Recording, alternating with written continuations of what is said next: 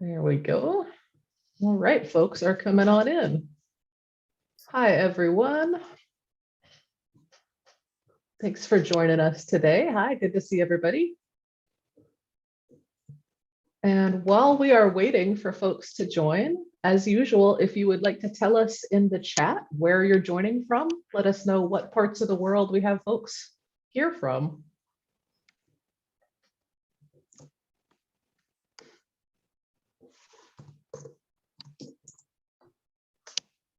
All right, seeing some familiar names. Hello, everybody.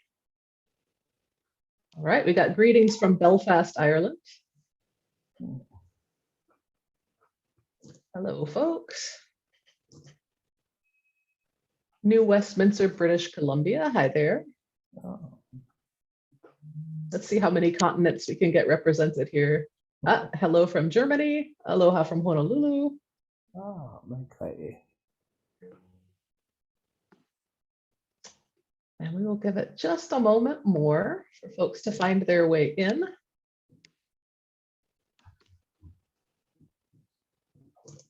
Greetings, everybody. Thanks for joining us.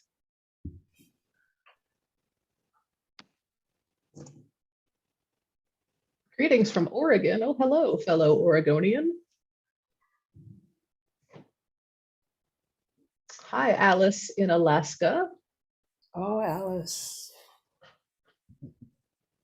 Alice has been a faithful attendee. It's been great to see her in so many talks. Great. All right, so it looks like folks are finding their way in. The streams are working. We got a hi from California on YouTube. And I think whenever y'all are ready, I will make a couple of quick announcements. We have Spanish and French interpretation for this session. So if you are in the Zoom room, at the bottom, you'll see a little globe icon. And if you click that, you can choose Spanish or French to listen to. We are also going to have live captioning, which I will turn on right now. And you can read those captions here or on YouTube. And as usual, if you ask a question in this session, just be aware we are recording this and your name might appear in the recording. But without further ado, I would like to hand it over to Haʻalilio Solomon to introduce our honored speaker. Mahalo e Ana. O ka olelo no ke ka'a o ka mauli. Pela ka ike kwa o kakako ki'i maka nui o ke ia kakahiaka. E kaula no pahaia I wanana I kela mau makahiki I ka ahopi aku nei. I ka paulo ana ma leo lala vai o ka aina. Na mana leo hoi I palama ia I ka olelo Hawaiʻi. Maia wanana ana oia I ki'i e ho'opa'a I ka leo o ia mau mana leo Hawaiʻi e maulo ai hoi I ke ia buaku. E lohe mau ia I hoi ka olelo Hawaiʻi kupa. Maona la hoi e maulo ai ka leo kahipo I ke au kanaka mana leo ole. Wa pai hou ia na ili I puehua kula. A eia ko ke au nei ke kukuloa e nei I kauhale hou. E kumehana o loko o kokako hale o ke ia la I ka hoʻokipa aloha ana I ke kahi o nā li'i o lelo Hawaiʻi o ke ia au. From language documentation interviews with kupuna, native speakers, and elders produced on the radio show Kaleo Hawaiʻi in the 1970s and 80s, to supporting the launch of the first Punana Leo language nest, from award-winning hakumele musical compositions to his consultation and guidance that he has graciously given to dozens of indigenous peoples and communities around the world so they can begin to determine the fate of their linguistic futures. Our next speaker needs no further introduction, but I do have the distinct honor today to host the speaker session, as well as invite you all to give a warm aloha and welcome to our next speaker, Eia Eno o Kumuleri Lindsay Kawanoi Kimura. Aloha, mahalo nui, ya oe e ha'a, me Ana, me Amanda, okay, Papahana Endangered Languages Project. Kipa mai, I loko o ke ia hale o lelo, o kākou, And greetings to all of you, and I'm sending my mahalo, of course, my thank you out to Ha'a, who did this wonderful introduction here, and to the organizers of this fabulous Festival of Languages, Anna and Amanda, the gang at the Endangered Languages Program. Mahalo anui loa. Thank you for this opportunity to participate. This morning, we have our beautiful sun up in Hilo, Hawaii. And hopefully everything is going well with everybody else wherever you are, especially, of course, with our topic about where we have been with our languages and where we hope to go. That is a big topic. And, for myself, I've been involved with, I just made 50 years of teaching Hawaiian. When I first became interested in Hawaiian language, it was back in, I hate to date myself, but I will. It was back when I was just in high school. This is like, I actually, I thought about this and thinking, when did I really become conscious about this concern for the Hawaiian language and where it is going? And I think I was about 9 years old, because where I grew up, my father's side is Japanese. My father is a native speaker of his language, Japanese. My grandparents came from Hiroshima, Japan, to work on the sugar plantations here in Hawaii. And then on my mother's side is the Hawaiian side. Although Ha'a mentioned my middle name, Lindsay, she is a Lindsay, and it is not a Hawaiian name. It is a English name right from the heart of London.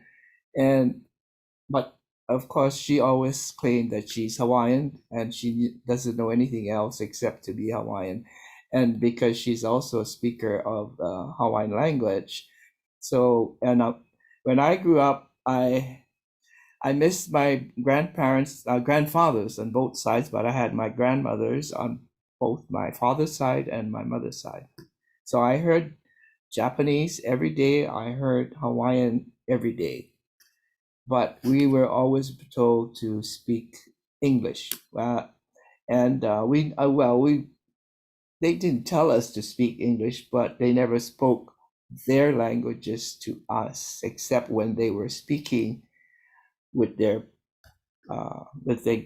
my mother, with her mainly the grandparent generation, the older generation, and then my father the same, except among his siblings, they spoke not really. They only spoke when they spoke to their mother in their own language. So anyway, this consciousness about Hawaiian, because I began to realize that I know Japanese is not from here, but Hawaiian is from here. And of course, our Japanese people were being acculturated, I guess, coming here to Hawaii. They made my grandparents never went back to Japan. They left Japan, their homeland, and made Hawaii their home. And this is where my father folks, the first generation, were born. I'm the second generation of the Japanese side. But of course, on the Hawaiian side, we were always here, and this is how I understood the language of Hawaiian. And I noticed, of course, that only the older people spoke it. And my friends and everybody, my sisters and brothers, we never spoke Hawaiian, nor did we speak Japanese. So my focus was more like, what's going to happen to Hawaiian? Therefore, from about, what grade would that be? At about fourth or fifth grade on up and into high school, I was very aware, and I was wondering that I would like to become more fluent in speaking the language. And I had that opportunity in the 8th grade when I happened to go to this school called Kamehameha, and I was a boarder at Kapalama on the island of Oahu. And it was just an introductory class about an enrichment class, about 6 weeks. And I didn't take to it too well because it seemed to be a bit trite. And so, and it's only for a short, so many weeks, 6 or 7 weeks. But then just luckily, when I got into high school, that was when I was a sophomore in 1961. And a teacher, I didn't realize the boys' school in those days, Kamehameha was not co-ed right then, it was boys' school and girls' school, was invited to come and to teach. She never taught Hawaiian in her life. She taught music. Music was a major topic in our territorial schools. In those days, it was still the territory of Hawaii. We were not a state. And she had retired. She was in her 70s. But because she was a native speaker, somehow the boys' school principal got to know Mrs. Dorothy Condonue and invited her to come to teach, and she consented in her retirement and she never taught Hawaiian in her life, and she was told if she could write a textbook while she was there for high school Hawaiian language, and she did. She only taught for those 3 years I was there, from my sophomore to senior year, and then she completed her textbook and she moved on. But she got interested in teaching Hawaiian language, so she actually got hired as a lecturer at the university at the Manoa campus in Hawaiian language, and started to develop more understanding about methods and techniques and nomenclature for grammar, etc., in better methodology for teaching language. Of course, we had linguists there and other languages being taught, so that advantage was available for her. But that whole topic about teaching Hawaiian language as a second language really started at our university campus in 1921. And this goes back to the history of our place. We were a country, an independent country, from 1819, when our King Kamehameha had united all the different provinces and islands together as one kingdom, and therefore establishing a monarchy, the Kamehameha dynasty. And that lasted for about 75 years, from 1819 till the overthrow of our independent country in 1893. And Hawaiian was the language of almost everything. I say almost everything because a major area of how do we say encroachment, because the monster for Hawaii, even at that time, at that time, it was not Spanish, it was not French, it was not another language except English that I'm speaking to you now. And therefore, the judiciary, although it was all had managed in Hawaiian at the beginning, all government affairs are handled in Hawaiian, but especially in the judiciary, English became the language. And we have to understand that when we became a kingdom, we had just been, well, I say just, maybe 40 years, 1778 or so, been so-called discovered by the Western world by Captain James Cook from England. And within those 40 years, there were the whole Western world coming over by ship in those days, of course, and they were all merchant ships mostly, either whaling ships or going over to gather from Asia the spices, silks, and other things like that. And so by the time Hawaii became an independent kingdom, we were exposed to that kind of Western culture. And so when we became an independent monarchy, the Western culture was not unfamiliar. And especially when King Kamehameha, when he died, there was an overthrow of the traditional, what we call kapu system today, traditional governments, if you could say religion or philosophy. And it just happened on the heels of his death in 1820, arrived the Protestant missionaries from Boston, and was a very different group of foreigners, because our people are very accustomed to merchant ships coming and going for 40 years. But this group of foreigners that came with their wives, just a handful, were different. And they were into something that was familiar to our people, which was a god. And for them, it was a god. For us, everything was more like godly, connecting to our natural elements of nature. But that brought about this kind of governance that was transitioning from, if I have to say, from human sacrifices on our temples into praising the Christian Lord in churches. But the missionaries brought something very valuable that we were hungry for, which was we already knew about language being scribbled down on a piece of paper. And our leaders, our ali'i, our monarchy, were very hungry to learn how to do that. And they were first taught how to do that. And within 10 and 12 years, there was over 90% literacy throughout all the islands, the major islands of Hawaii here. Not by the handful of those few missionaries to spread the language, but by our own people who learned, first beginning with the missionaries and their group of people. And then the ali'i said, okay, now we go out and we teach you folks, and you will learn. And of course, everybody was just standing in line to by the thousands to learn the language. Adults, everybody.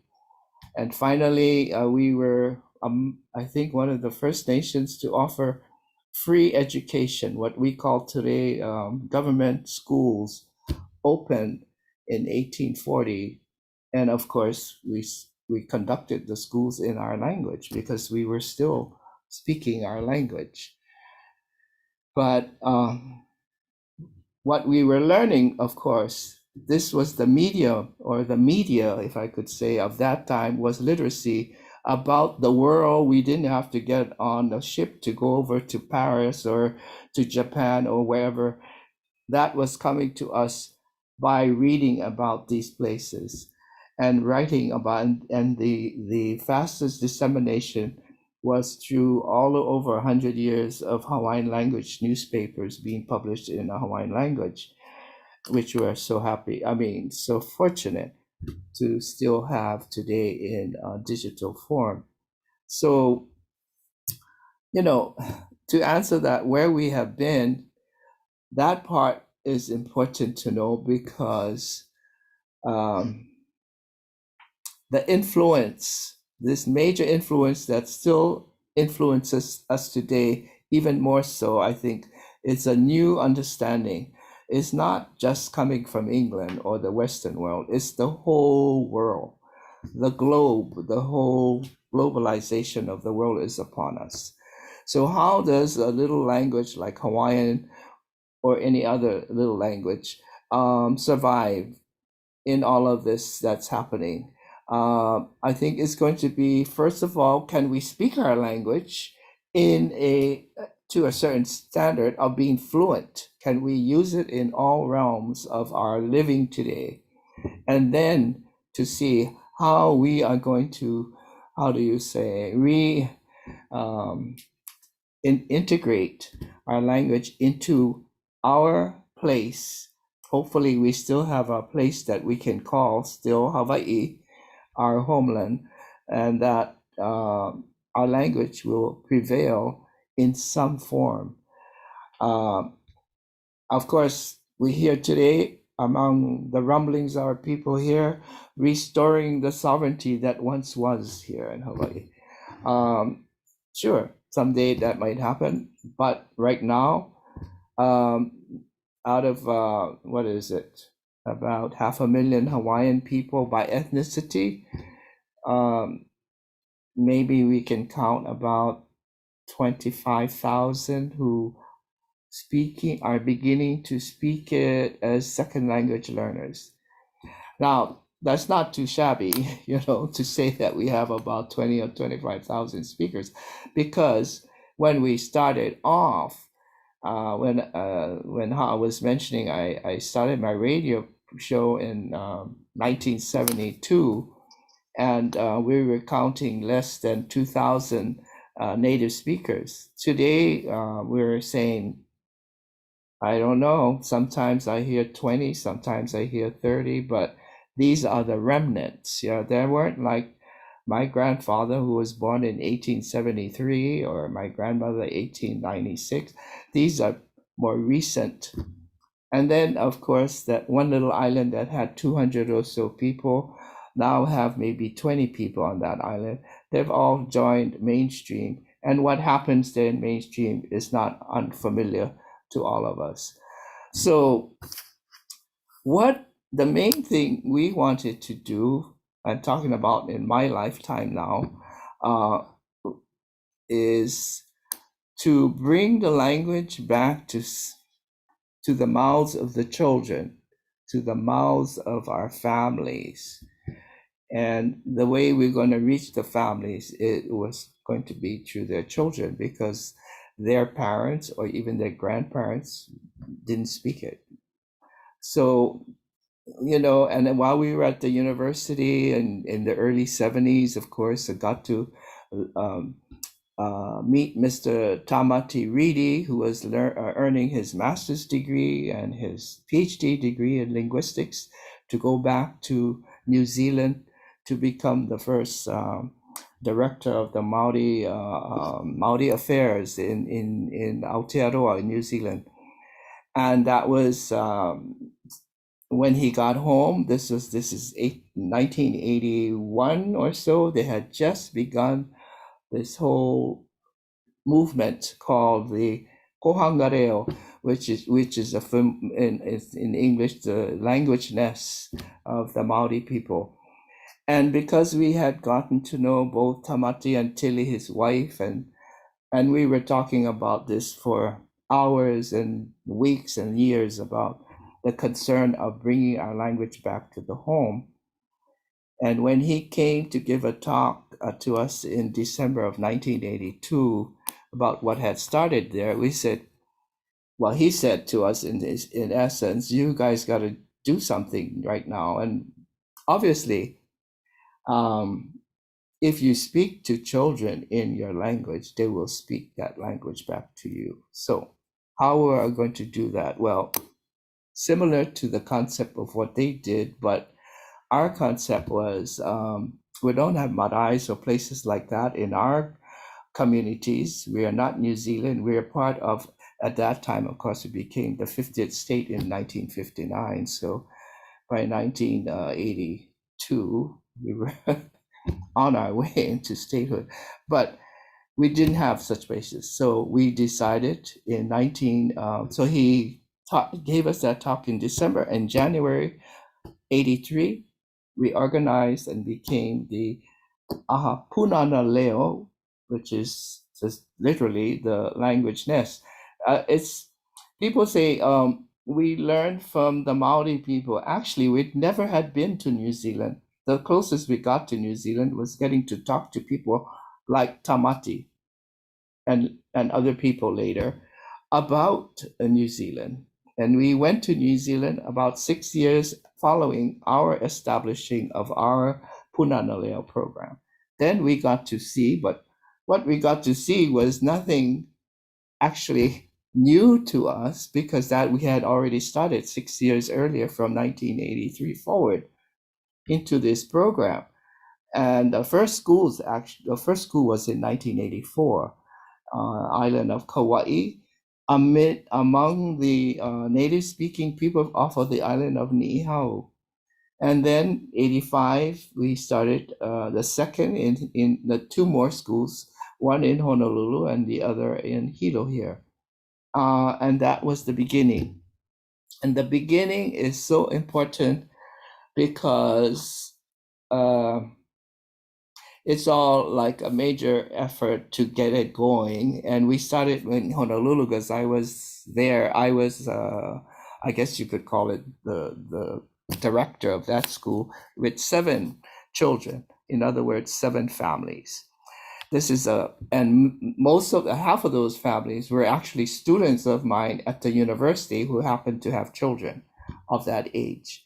And the age that we were allowed to get to legally was at 3 years old. So this is called preschool. Sometimes we were kind of letting 2.5-year-olds, as long as they're diaper trained.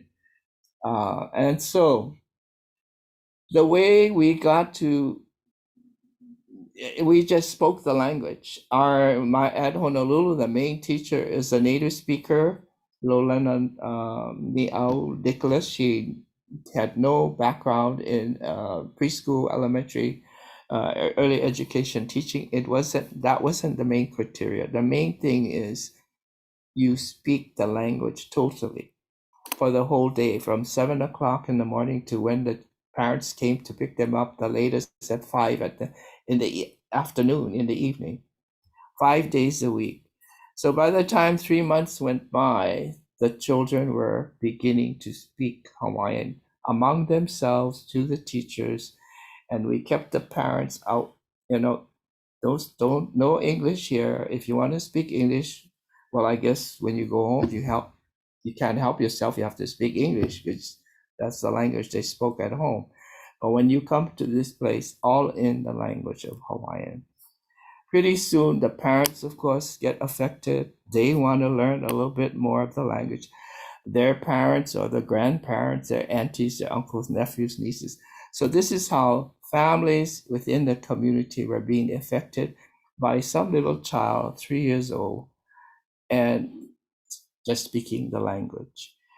This is very important for us because I associate this like with the sail of a canoe. You can have the sail up, but if you don't have that energy or that wind that makes your canoe move, then your canoe will just be stranded there and you won't get anywhere. So this is the effort that was put forward.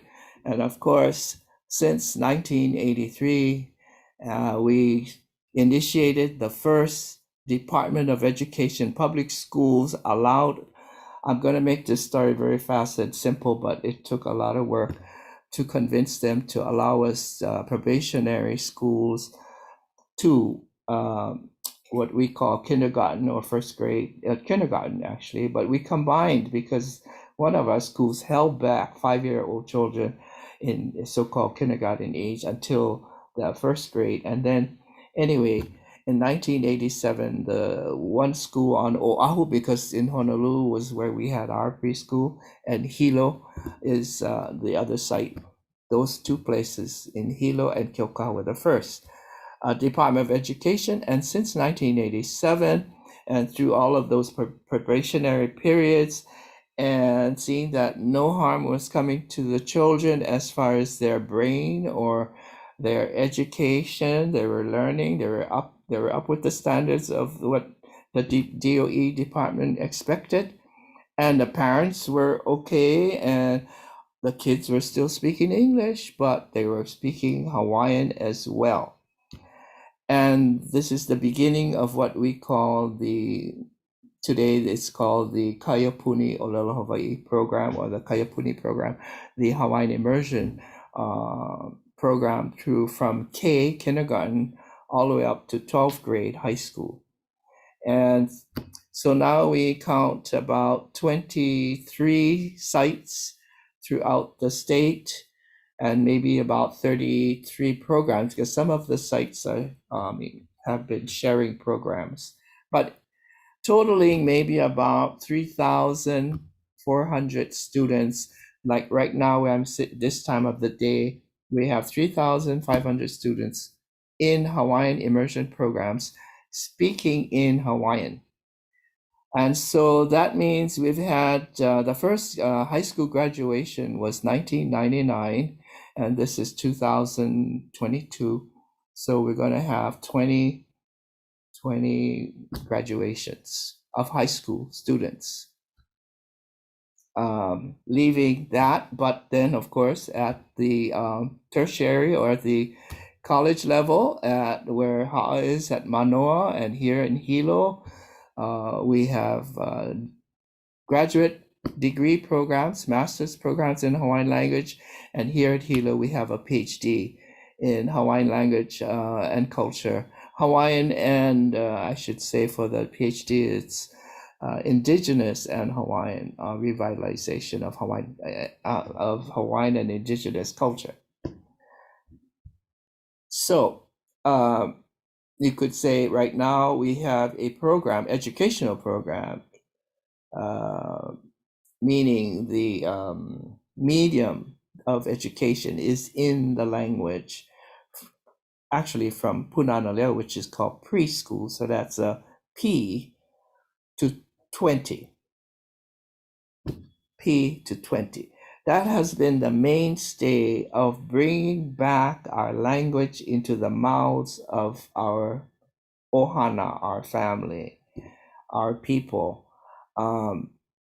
That has been the main goal, is how do we bring our language vitality back to our people?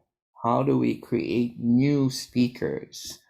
Yes, and we do, I teach here at the university at our College of Hawaiian Language. And yes, we teach 4 years for a BA degree. We have our graduate degrees, but this is another important aspect, I think, that when we started, this connection that we have with myself and other people who are involved at the tertiary or college level to connect into all the way to our babies, into the community. So if we didn't have that, of course, we would not have this development that has occurred, because when I went to college, there was no such thing as a degree in Hawaiian language or anything like that. But now, of course, as I said, we have all of these degrees because this up at the tertiary helps to support the community programs at this stage when we need to continually strengthen our second language learner. Then what we're having now, of course, our second language parents who are raising their children totally in Hawaiian. So we estimate maybe 500 plus new Hawaiian native speakers being raised totally only in Hawaiian at home. And of course, they have the ability to go to Hawaiian medium education to continue their education all the way up to college if they want to here in Hawaiʻi name. Oh, but I guess that's I hope I'm not taking too much time. If I'm taking too much time, let me know about where we have been. So let me just show you guys. I hope this might help a little bit about a, wait, hang on a minute. Just a brief, how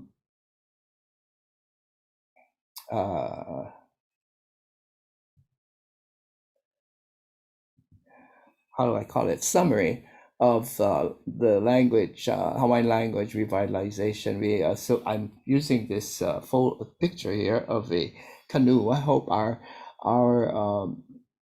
Hawaiian navigators, canoe people, don't get too upset that it's not quite an authentic Hawaiian canoe, but I had a hard time finding one that had all the parts that I needed to have a nice, convenient picture like this. But it is a I would call this, I think it's a Micronesian, but it's still part of our Pacific world. Canoe with the sail. And typically our canoes have an outrigger, of course. And here we have, I'll start with, as I mentioned, the sail here, which is the familial or the family. And I said, of course, they are the energy. The sail represents this energy. But before we had the energy, as I was mentioning earlier, I wanted to get down to this bottom part of the canoe, which is the body or the you know, the, what is the kaele?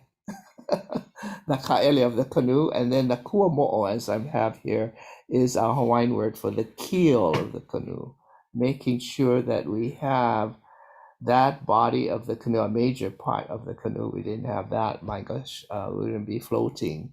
So, and before we get to this completed craft, we have to go and make it. So I think I tried to explain the making of it very briefly, very quickly, and getting the proper log from a forest takes work. And then carving this body of the canoe takes work.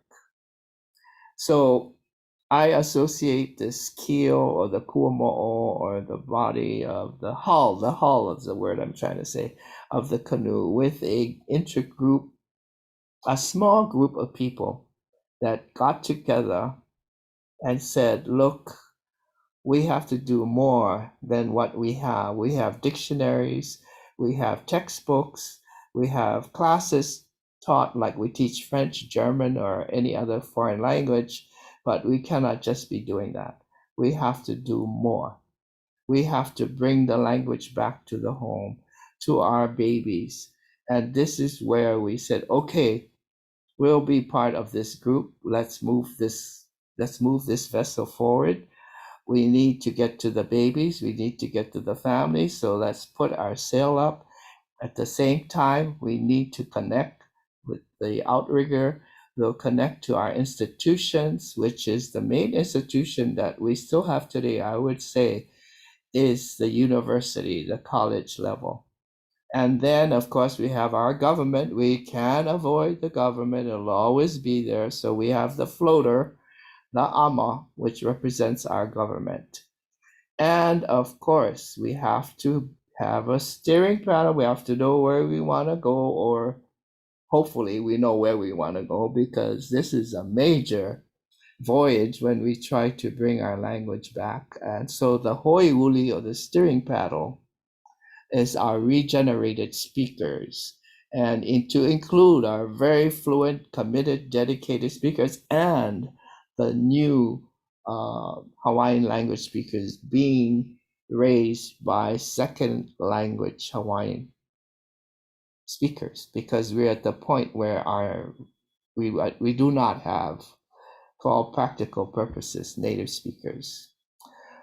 And the steering paddle, I hate to put so much. I have to though no, I don't want to use the word responsibility, but where do we go from here is going to be up to those younger people now that are coming about, being created through this kind of a movement where we took a major institution of our lives, which is the formal institution of learning called a school, bringing the world upon our speakers in our language. Therefore, our language that we had left, say for Hawaiians, maybe about 70 years plus 80 years ago, and trying to bridge that gap in vocabulary, in concepts, in being fluent, all of those things that make a language come to life. School makes you do that. The content, the curriculum forces you to do that. And that's a good thing, but you must be able to handle that. And so, as I said, all of these parts work together. All of these parts of a canoe, for us, come together. And now we are concerned that our new speakers are going to be met with these challenges of there's no jobs out there except if you want to be another Hawaiian immersion teacher or a teacher of the language. But we will be making it's not necessarily a job. I think it's more something that you want to do in your heart and soul because this is who you are. And this is where, if you have to say you have some occupation or something to do, getting paid to do with Hawaiian language will come about. But they're not, those places are not just waiting out there just to hire you, but things can happen. I mean, of course, we can go to the government and require, of course, when we have teachers, they have to be trained. Of course, we have teacher training programs where they get certified to become Hawaiian immersion teachers, etc., or curriculum developers who get trained. We have an Office of Hawaiian Education, a Department of Education. I don't know how many employees they have, maybe about 20. They have a whole budget. I mean, we have such things going on. But where our language needs to go still is way beyond just what we're creating through this institution called the medium of education in our own language. So these are kinds of how do I say, challenges on that steering paddle of guiding this whole thing on forward and making sure that we get to a certain how do we say, nothing is going to be satisfactory but what we can call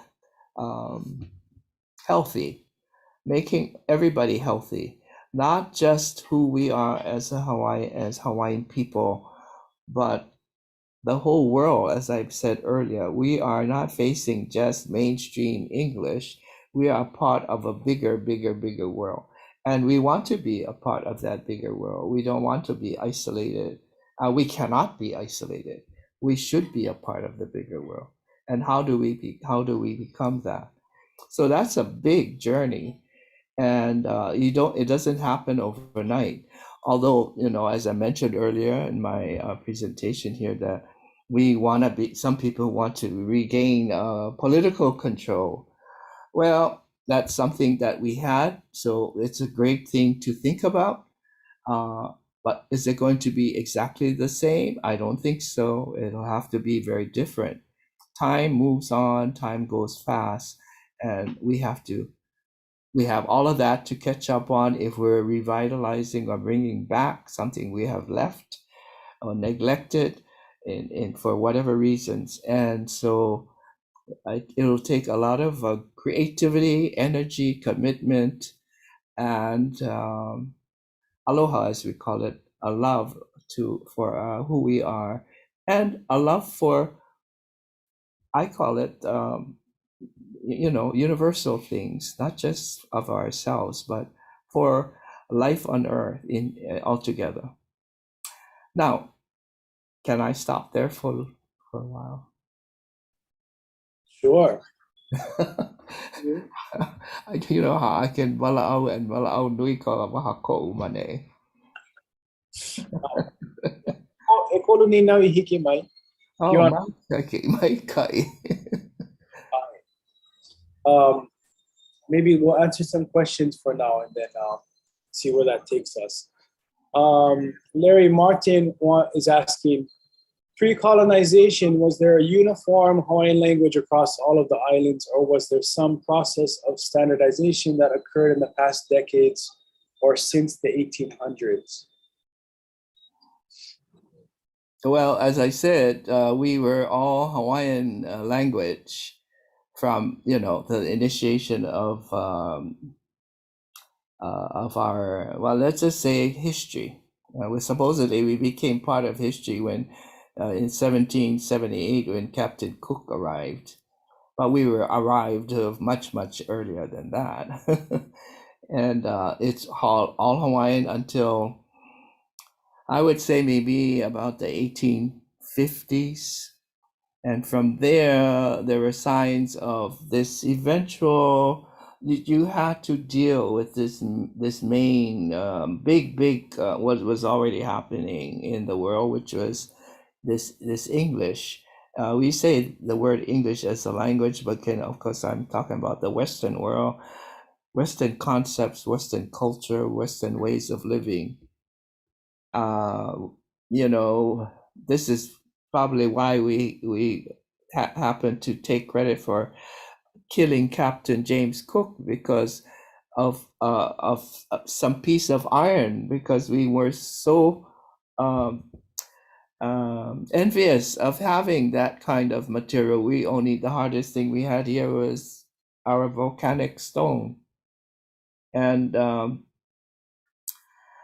you know, I think connecting to some means of, and I hate to use the word power, but some kind of a practical use or influence seems to be very powerful in the direction of language.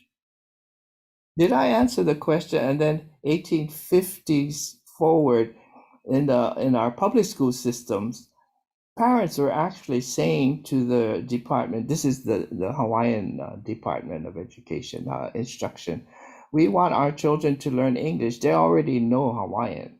So why sure, we can teach them in Hawaiian, but they need to be taught English as well.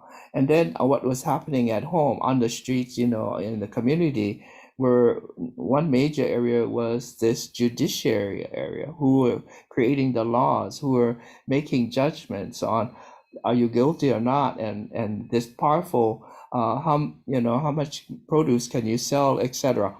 Setting up that through language, and the language is becoming English in that area of life. And our people, of course, understood that. And especially in Hawaii, when we had our mahele, or the lands were all owned by our monarchy, our ali'i, and everybody shared the land together. There's no fee simple ownership. Then you can have a piece of land and you can sell it for money. Or if you have a piece of land, you better make sure you have the right documents to prove that you own it. And this comes through the judiciary. And, all of that was happening through language. And people are not going to be dumb about what language has the power. And so the governance that we happened to be set up, we had a constitutional monarchy based on Western understanding after the overthrow of our system of so-called, the one I mentioned earlier, kapu system. So all of this change is part of being what we call now globalization. And language prevails in all aspects. And certain aspects of our lives are especially influential. I have to say that what we have started with, which is the institution of formal learning, making Hawaiian the medium of education, is not the same as they were teaching in Hawaiian back then, of course, because they wanted to learn about that world that was they had never come to know. Well, now we've come to know it, but now we have to come to know our world. So we have our own Hawaiian philosophy of education. And then we have to deal, of course, with the standards of our state and our nation. And therefore, we have several standards to meet. And the main standard that we want to meet, of course, is our Hawaiian standard. Okay. Another question was, how were you able to find the funding for these immersion programs. I'm sure a similar program would help our tribal language a lot, but funding is a common fear.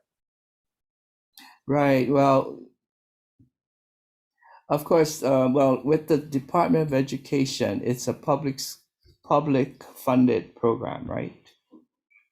But if you're talking about something like what we started with, is just called preschool in Hawaii, and I believe throughout the United States, I know it's an issue right now about having early childhood education made available gratis, free for maybe 2.5, maybe even infant toddler, who are just so many months old up until 3 years old.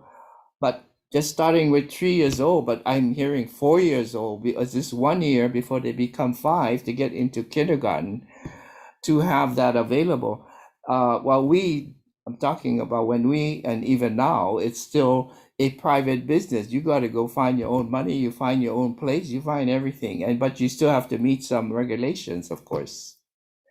And so funding, we had no money, we had no place, we just had, we want to do it. And now that they're in the Department of Education, we have the taxpayers pay for that. So hopefully we're doing a good job.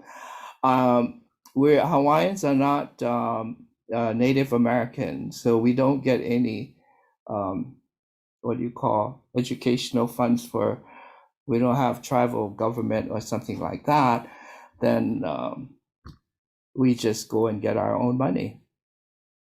We go like you apply for a grant to the NSF or wherever you apply for funding for special needs.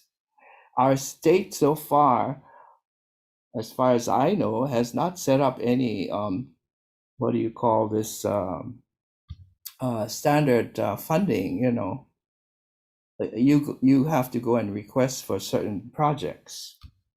So we have work to do there, especially through our own Office of Hawaiian Affairs, if I have to say it that way. We need a standing budget.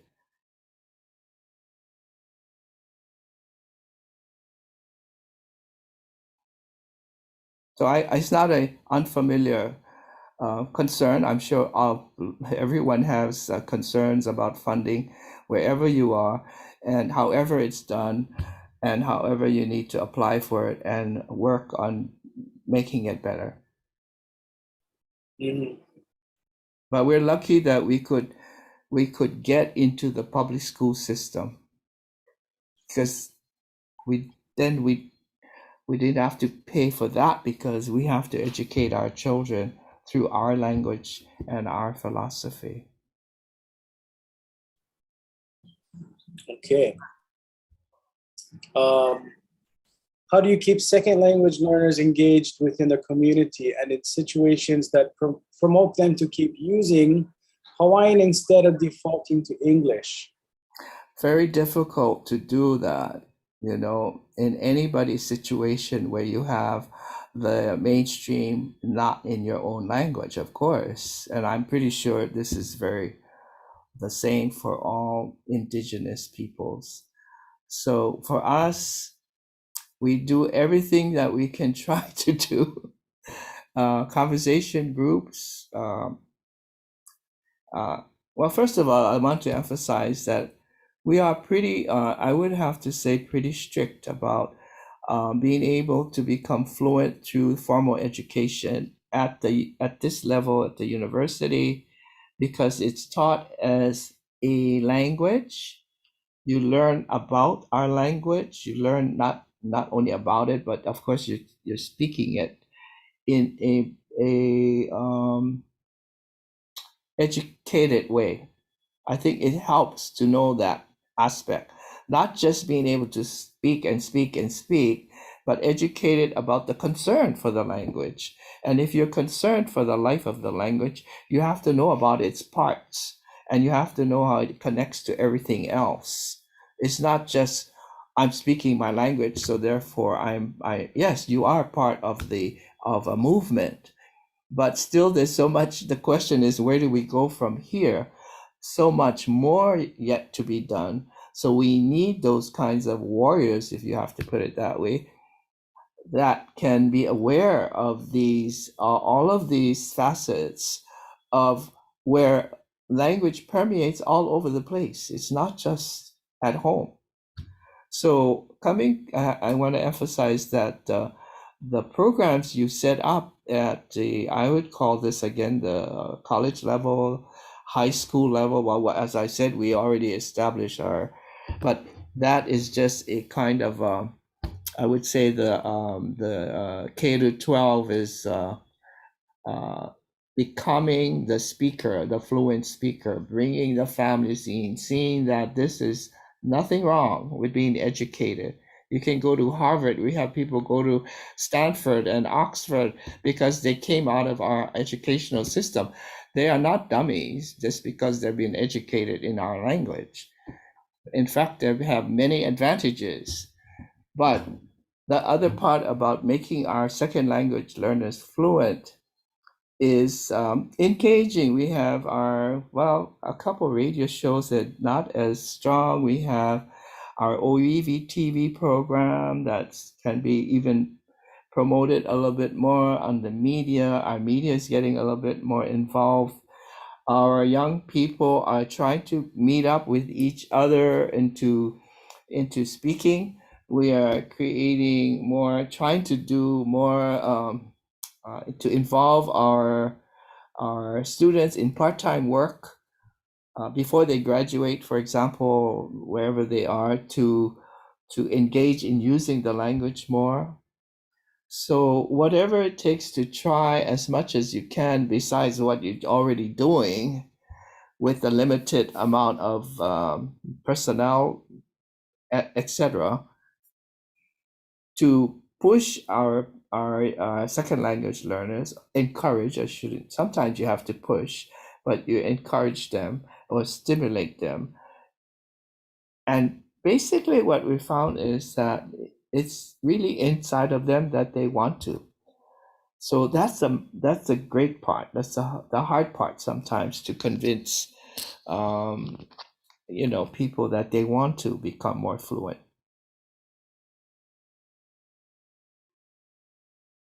And I think that our enrollments show that they want to. So that's a great start. And what has helped, of course, enrollment is what people see with their own eyes in their communities. It's going to start very small. I told you we started only with 7 little children. That was back in 1985. So this coming year, we established in 83, so I'm counting 40 years next year.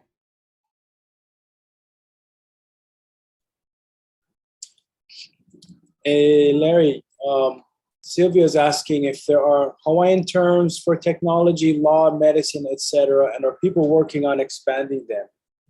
Yes. We have a Hawaiian Lexicon committee that was started back officially. It started in 87, but I would say unofficially when we started, especially with our preschool program and getting into all that kind of vocabulary.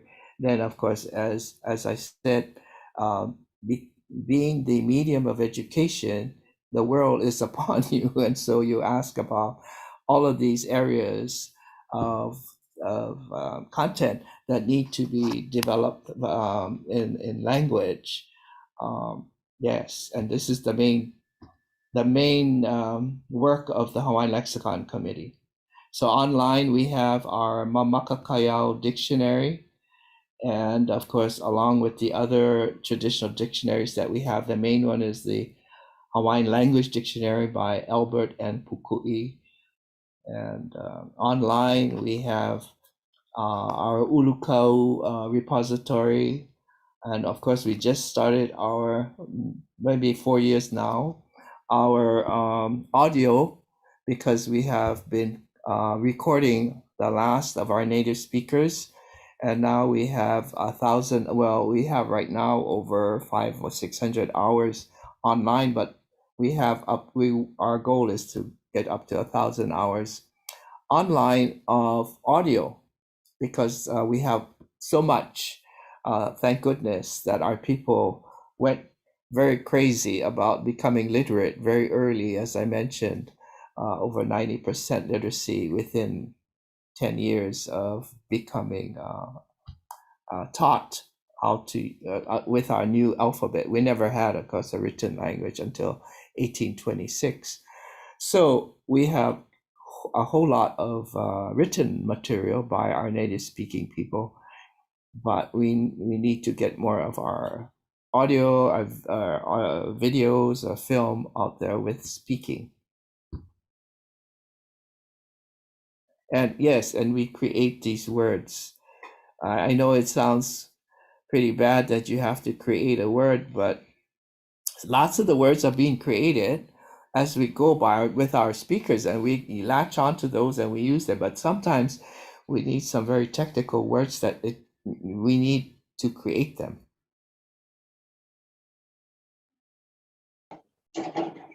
Okay.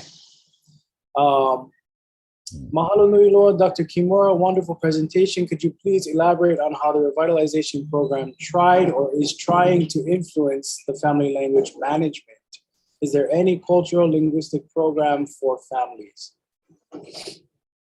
Yeah, I wish we could extend more our Punanaleo family programs, or depending on what Hawaiian immersion school site you're closest to and what they offer to the families.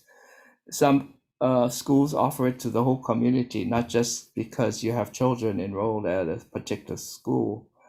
So it's called Kipai Pai or whatever they're calling it.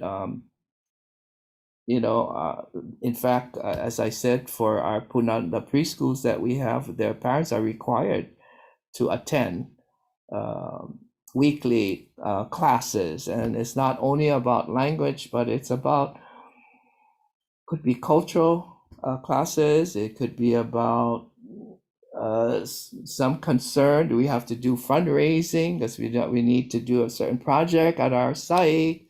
Whatever it is, of course, we require them to 8 hours, I believe, to come in at our preschools, and we don't hire our janitors or anything, yard people, because we want our parents to do that. We want them to be there and set up the classroom. And nowadays, of course, it's takes a little bit more effort with our COVID situation, making sure our children are safe. And that has to be on a daily basis, of course. And so that's the kind of involvement we require for our preschool. It's hard to do that with public education, but we can almost, how do I use the word, gently nudge them that they should come. You have to come, and they do. They do. And beyond that, whatever is out there that's available. But if you have children connected to a Hawaiian immersion school, you are going to be involved. Parents are essential, and that is one of the major reasons that the Department of Education said we cannot deny this probationary. We had 3 years of being evaluated. Of course, it's essential that they are learning and they're getting an education, they're meeting the standards.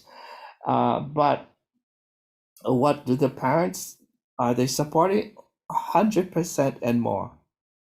So if the parents are supporting this because they love it, then it's hard for the department to say, besides, they're not meeting their math standards or their language arts is, no, we can also meet that, which has been a challenge. I have to say mahalo and thank you so much to our teachers who are just so dedicated. And now we're finding that a challenge is to get more teachers, because our communities seem to want to have more Hawaiian school, Hawaiian education, Hawaiian immersion.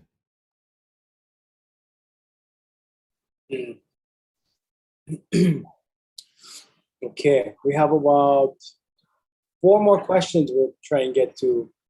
The next question, Larry, do you know whether there will be anything for keiki coming out for the public, such as shows in Olelo, Hawaii?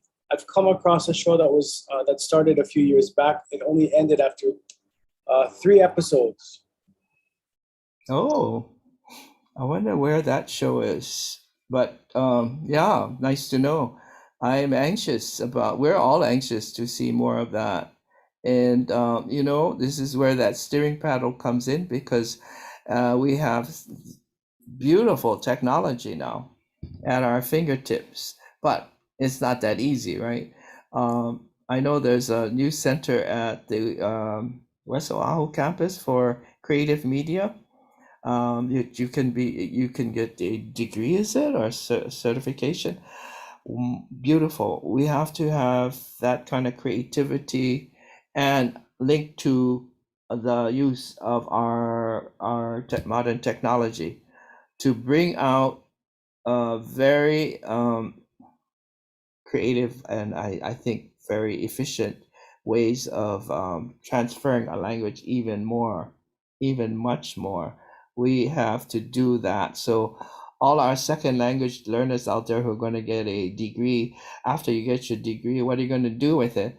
Well, you want to do something like that, please? You might make some bucks on it too, you know.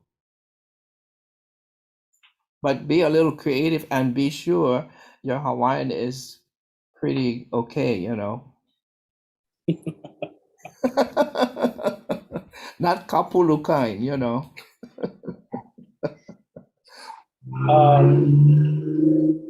Sorry, apologize for the background noise. Sejong from Jeju Island, Korea. She's asking, you mentioned that there are about 30,000 Hawaiian speakers. Could you tell us how to count the number of speakers and their general fluency levels? Do you also count Hawaiian speakers outside of Hawaii as well? Yeah, so I think the 30,000 is really rough. How many years ago was the last census that asked the question, what language do you speak at home? I think it was, might have been about 20 years ago that it was about 18 plus thousand. And then the question is, and so now, you know, today I'm estimating maybe it's about 30, but and the question always is the range of fluency. Of course, I'm sure some of them know very limited Hawaiian, but they're so proud of being Hawaiian. We speak Hawaiian, but maybe not, 100%. And then there are those who do, because as I mentioned, there are families who are dedicating themselves, do not use English in this house, only Hawaiian. And this is where we have our new native speakers. So this kind of count is, you can ask the question on a questionnaire, and you have to respect their response. And then you can look at the enrollment. As I mentioned, 3,500 maybe of our children in today, right this very minute, going to school in Hawaiian. And then if they continue at least up to, we can say up to 6th grade, there's another school that seems to kind of like, take some of our students into their school, like how I went to that school, which is called Kamehameha, because it is a Hawaiian school. And the way it's Hawaiian, because our princess left her estate for preference to Hawaiian blood children, ethnic children. I mean, so then you have, every year, as I said, this has been how many years now? Since 1987, 30, my math is pretty bad, 34 years of of course, the enrollment was not always at 3,000 plus students. Started off very small, 2 little schools. Then it gradually is increasing. So lately, I haven't been taking, count of the number of, say, just graduates, since we've already had 20 high school graduations. I know over here in our local, right here I'm at Hilo now. I used to be at Manoa, for 17 years, but now I'm here in Hilo. But their high school class has 30 students graduating this year. So depending on the different sites, and then those Hawaiian people who have moved away, and when I say Hawaiian, nowadays, when you go away, it seems whether you have Hawaiian blood or not. When you go to wherever, Las Vegas, Washington, California, somehow you become more Hawaiian because Hawaii becomes a little bit more like, oh, I wish I was home now because I miss home. Oh, Hawaii was pretty fabulous. I don't know why I left Hawaii. But then they count themselves as Hawaiian. But I think, I think there's that possibility that much more, and of course, through online learning, we have programs, right, available online, and I don't know the enrollment of those online schools, if I can put it that way, classes that are being taught, not schools, but classes, I guess, taught in Hawaiian, what the count is there. So I know that has helped to spread the learning of the language. Yeah, the learning of the language. We want the language to live as well. Live is a big word, and then we use the word normal, making it normal. Normalization, is that the kind of terms people use? Tyson is asking, is your language officially recognized by Hawaiian? And if so, is it used to conduct official business? One of the speakers yesterday mentioned that they interact with the police in their language, and it made it so that the police must learn and understand their language, which helped to force their language into everyday interactions. Right. So our government use right now, there's no requirement. But in 1978, our Hawaiian language was declared a official language of the state of Hawaii, along with English, and we have become, because now Alaska has set apart 20, I believe, of their indigenous languages as official for Alaska, along with English. I presume English doesn't have to be made official, or maybe it is, but anyway, for them. And those are the only two states I know of in the United States. I don't know about the rest of the world. But for Hawaii, we have become an official language. And what does that mean? Doesn't mean anything. It's something, it means something, that it is on the books, so to speak. But you can have lots of laws on the books, and it'll just be on the book or in the book until you do something about it. You give it some teeth, So some of our second language speakers have attempted to use it in court, and they have been pretty, how do I say, successful. They have had, they require translators to be there, Hawaiian translators, to translate into English and Hawaiian, and that has occurred. But how prevalent that is going to be, or how far can that go, all depends on how you interact, how you conduct yourself, and how you continue to make that feasible. There's all kinds of factors involved, because we don't have too many native speakers left anymore. So it's almost like going to court and saying, I can speak English, but I refuse to, and I am speaking Hawaiian, and you must give me a translator. Well, or whatever. I'm just using an example of the courts. as that person was mentioning about encountering the law, the police, I guess it was. But we can get to that kind of yeah, and we do at our college. We teach all our degree classes that in Hawaiian. After you become a second year level Hawaiian language, the rest of your courses are in Hawaiian. You write your thesis in Hawaiian. You defend your program in your thesis in Hawaiian. Your classes are in Hawaiian. So that helps to build the capacity for the language learner to be able to use it confidently in all aspects, whatever it is, doesn't have to be just law. And this is where that steering paddle comes into play. I put a lot of weight on that because we can, one person can do something, but if you have many more, it helps.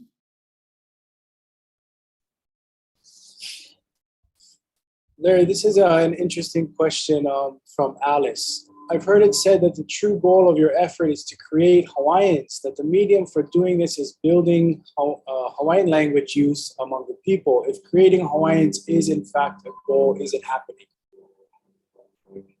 To create Hawaiian speakers, excuse me, yeah, the true goal of your effort is to create Hawaiians, that the medium for doing this is building Hawaiian language use among the people.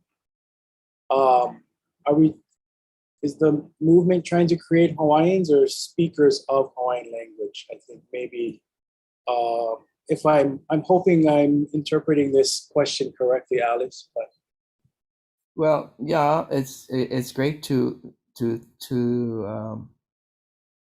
how do I say, to feel that you are Hawaiian, and therefore as a Hawaiian you have a language, and therefore you should learn to speak, or you should speak your language. If you don't know it, well, then you have to learn it. Yes, it's wonderful, but you don't have to be just Hawaiian to speak Hawaiian.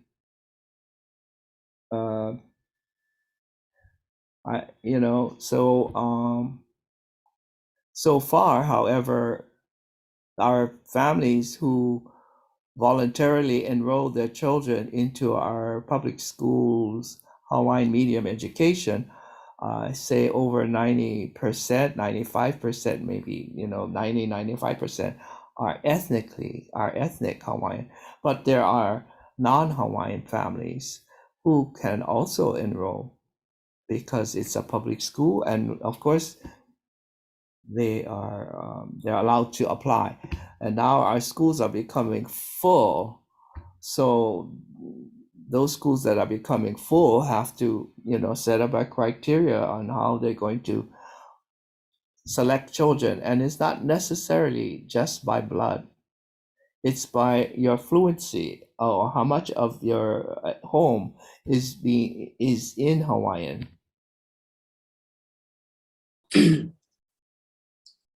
yeah, papers written by Kawanoi Kamana and Peter Wilson about the inception of the Aha Punana Leo, founded on one principle and one rule or one tenet, which was Eola Ka'olelo Hawaii, Hawaiian language should live on, let it live on, but otherwise made no mention of exclusionary criteria. But getting back to Alice's question, I think that essence of being Hawaiian, knowing that you are Hawaiian, and connecting to that, I still think is a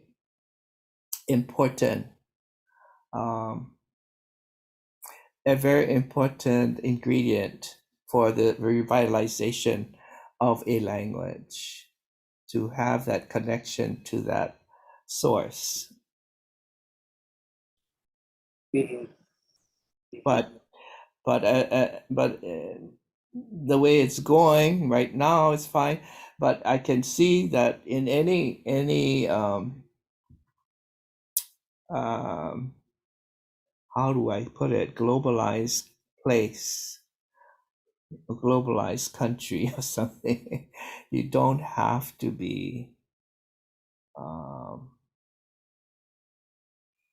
you know, Hawaiian. I'm sure the United States of America hasn't set a law that says you have to be American or some to speak English, but then all the different races that come to to the United States think that well, now I think that might be changing. There's some changes going on. I understand. For example, Vietnamese people still feel strong that they should maintain their language, or Chinese that make efforts to maintain their language and culture, even if they live in the United States and they can speak one or two languages or more. That's fine.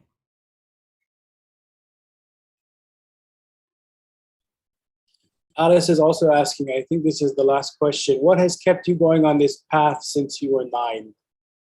Since I was 9, oh, 9. Oh my gosh. What has kept me on this path? It's just being, yeah. I almost feel that it's, it's just, I don't want to say it's normal, but that's how I felt before, and I still feel the same now. It hasn't changed. So what has kept me is probably that uh, I think our language and our culture is a wonderful gift to us, and it's so valuable. I can see the value and wealth of it, that it would be a crime to just let it go. So that's what makes me continue to be a part of this. I think it's just wonderful, just terrific. It's in we need to keep ourselves enriched by it, and I can see how it can enrich so many other things. So I think it's great to do that. Why not be enriched by all of our cultures, and especially our own? Of course, if we have to have our own, we should be able to share what we have as well. But with ourselves too, with ourselves first, I should say, maybe, and then we can share with everybody else.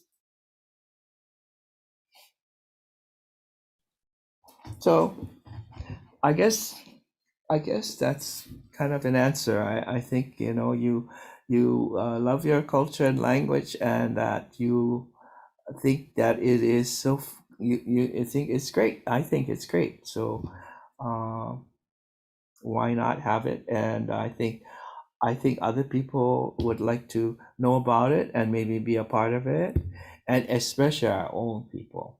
Especially when I say our own, maybe getting back to all of that, the ethnicity part, or just becoming part of the Hawaiian people. That's all. Becoming a Hawaiian person, and not necessarily by blood. Mm. So Anna and Sharon shared some resources in the chat, and then Lorna just put, thank you, Larry. You are a gift. Your expertise and knowledge is so valuable to all of us. Oh, mahalo, Lorna. We'll end with that sentiment. Mahalo nui e kokako mea hoakipa. Ai. Mahalo ia o kou pauloa ke ia hola I a kokua mai a ho'olohe ke ia mau mana o nui. No kākou ka Hawaiʻi a me nā lahui o iwi a pau o ke ia ao. The beginning, this is our initiation of the so-called UNESCO Decade of the International Decade of Indigenous Languages. So all the best, and let's work hard, I guess. Well, I don't want to make it sound like drudgery, but it's great judgery. It's great work to be involved with our the life of our languages. Mahalo a nui loa. Mahalo, Larry and Ha'a, for hosting. It has been a joy and a gift to listen to you today. Thank you so much for being here. And thank you everyone for joining us for this talk. Hope you can tune in about 90 minutes for our next talk from Dr. Ray Kelly in Australia. And let's give a big virtual round of applause to Dr. Kimura one more time. Thank you, mahalo. Thank you. Thank you. Ahui ho. Aloha a hui ho kako. Ai aloha. Mahalo ha'a.